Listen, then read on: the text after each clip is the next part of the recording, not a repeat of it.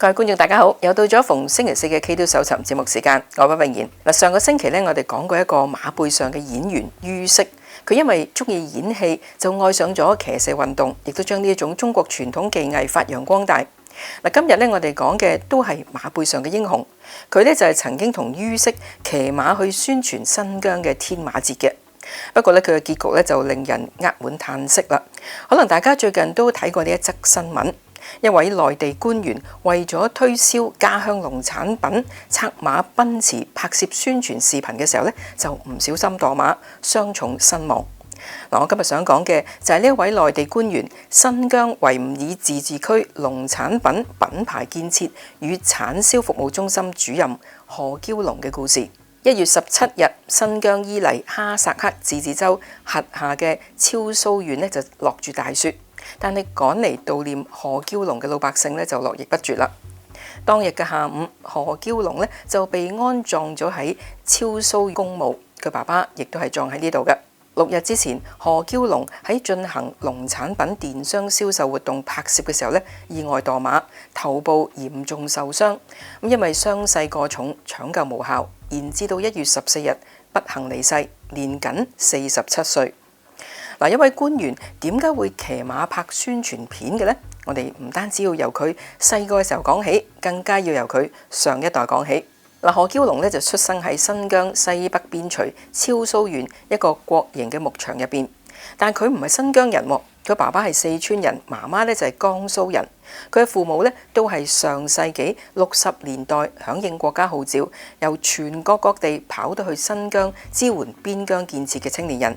所以何嬌龍呢就屬於援疆青年嘅第二代。關於當年援疆青年嘅故事，我哋 K2 秀頻道嘅屈穎妍在線有聲專欄306同埋307集是誰把荒漠變仙境裏邊呢都有詳細咁講過。如果未睇過嘅呢，大家可以點擊喺文字下邊嘅連結嚟睇下。呢啲青年嘅故事更加可歌可泣，好值得世人記住佢哋嘅貢獻。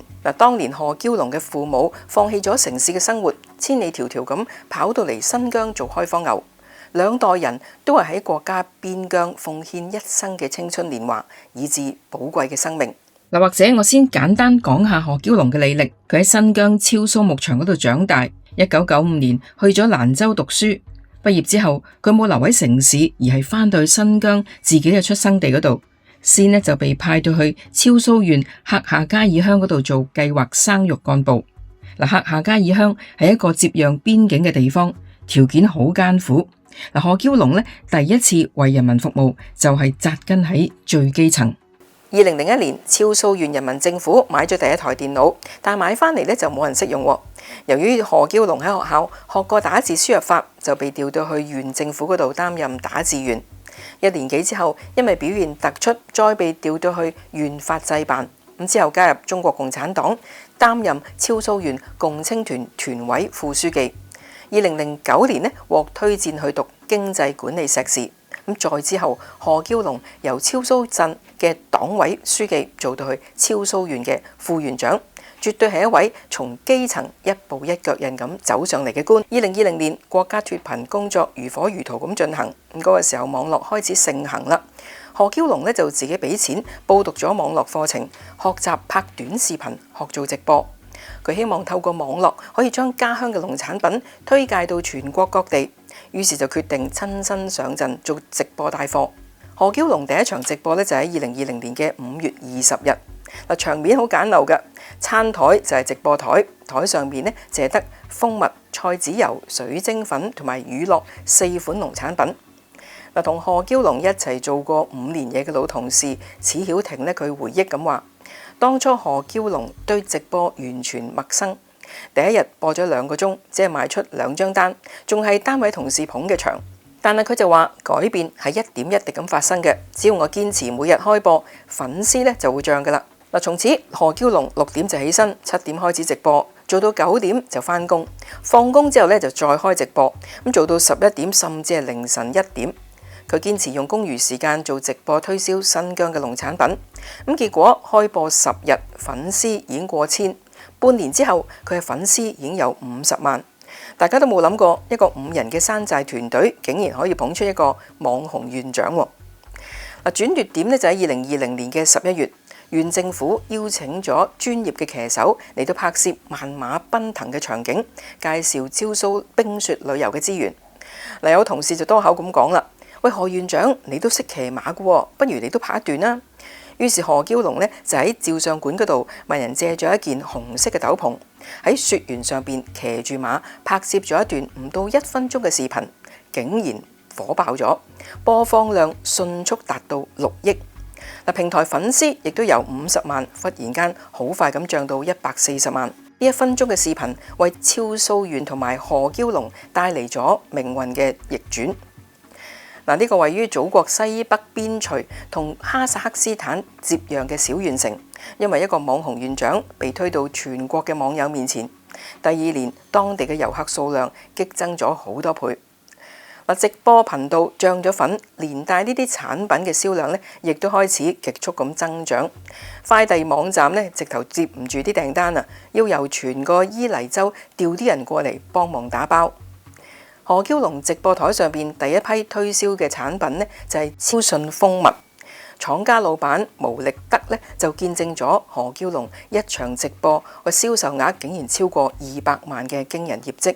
因為網紅縣長嘅助力推銷，毛力德嘅公司廠房亦都由最初嘅400幾平方米升到而家9000幾平方米。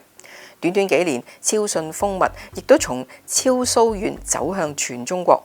養蜂嘅農民從此唔需要再擔憂銷路。農產品除咗帶嚟巨大嘅訂單，亦都間接促進咗物流運輸、快遞行業嘅增長，帶動咗當地牧民就業。毛力德話：好似我咁樣，因為佢而切實獲益嘅每一個人，就係佢一直堅持嘅動力。何嬌龍帶貨嘅產品亦都越嚟越多啦，由超蘇縣去到伊犁州，再去到成個新疆維吾爾自治區嘅農產品，都成為佢直播架上面嘅貨品。佢唔單止帶動咗新疆產品龐大嘅銷量，亦都將新疆嘅旅遊資源介紹到全中國。嗰個年頭，幹部做直播帶貨非常之罕見，何嬌龍就係首批試水嘅人，於是流量亦都帶嚟網暴。一大堆話佢做蘇啊、不務正業、從中獲利等等嘅質疑亦都紛紛湧嚟。何嬌龍嘅回應話：我嘅流量係服務老百姓嘅，公職人員做短視頻帶貨，唔係做蘇，唔係不務正業，而係將偏遠地區嘅綠水青山變金山銀山嘅助推器。因為成功咁將新疆宣傳成西域嘅名片，喺2021年4月，何嬌龍就被委任為伊犁哈薩克自治州文旅局嘅副局長。之後更加擔任新疆維吾爾自治區農產品品牌建設與產銷服務中心嘅主任，建立品味新疆嘅品牌，推動咗400幾家涉農企業完成佢哋嘅電商改革，由縣做到州，去到自治區。何嬌龍嘅仕途亦都好似佢推廣嘅產品越做越大，肩上嘅責任亦都越嚟越大。調任文旅局之後，何嬌龍帶領嘅團隊走遍伊犁嘅草原同埋河谷，通過鏡頭呈現超蘇嘅油菜花海、那拉提草原嘅風光同埋牧民生活，令到新疆塞外江南嘅美景累計曝光100億次，直接帶動咗伊犁州旅遊人次同埋旅遊收入連續2年雙位數咁增長。何嬌龍模式走紅之後，全國各地文旅局局長都爭相仿效，走出辦公室，以各種嘅方式為自己嘅家鄉代言。截至到2026年嘅1月，何嬌龍營運嘅短視頻賬號擁有625萬嘅粉絲，累計獲讚就超過6280萬次，係新疆農業同埋文旅推廣嘅重要窗口。由2020年開始，何嬌龍團隊以直播帶貨農產品銷售達到283億元，令到幾十萬嘅農民牧民增加咗收入，成功咁建立咗當地嘅品牌，令到新疆棉花、乳製品等等特色嘅產品喺全國市場得到認可。不過亮麗數字嘅背後係不為人知嘅苦。2021年7月，何嬌龍喺超蘇縣嘅國家濕地公園拍攝萬馬奔騰嘅宣傳片《天馬玉河》嘅時候就喺馬上邊跌入河裏邊，好彩冇俾馬蹄踏中，但已經係非常之驚險㗎喇。喺2022年，何嬌龍又喺拍攝嘅時候墮馬，導致到肋骨骨折、胸腔積液嘅重傷。佢話：其實我已經跌咗好多次㗎喇，有時候係隻馬跌親，有時候咧係我騎得唔好跌親，有時候係馬忽然間急剎，我喺馬背上邊飛咗出去。媽媽見到何嬌龍嘅墮馬片段，好心痛，佢打電話嚟鬧佢，話以後唔准再騎馬，再騎馬咧就唔准返屋企。但係何嬌龍就諗啦，只要能夠拍出宣傳家鄉嘅好片，跌幾多次都係抵嘅。嗱，咁樣嘅日子攰唔攰呢？當然攰啦。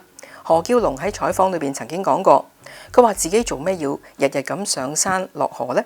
作為一個女人，我都想去美容院、去健身房，但係現實不由得我。我已經企喺風口浪尖，冇退路，停唔到落嚟。因為喺唔發達嘅地區，文旅局長帶領走上台前，始終係最經濟實惠嘅宣傳方式。嗱，新年嚟臨之前，何嬌龍影咗一段視頻，講咗自己嘅心聲。中央電視台喺佢離世之後，亦都重播咗。佢係咁講嘅，佢話：我係何嬌龍，47歲啦。於好多人嚟講，呢個年紀或者係意味住要放慢腳步，歸於平淡。